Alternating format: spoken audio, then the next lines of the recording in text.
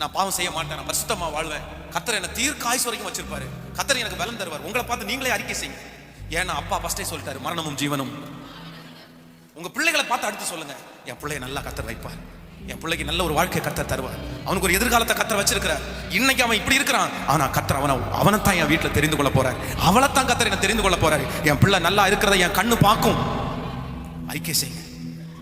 Number 2, ரெண்டாவது நீங்க இங்க இருக்கிற யாராவது ஒருவேளை உங்க வாய் தவறி உங்க கணவனாரை சபிச்சிருப்பீங்கன்னா, மனைவியை சபிச்சிருப்பீங்கன்னா, உங்க பிள்ளையை சபிச்சிருப்பீங்கன்னா, கேன்சல் பண்றேன் சொல்லுங்க. எல்லாத்தையுமே கேன்சல் பண்ணிடுறேன், நான் கேன்சல் பண்றேன்.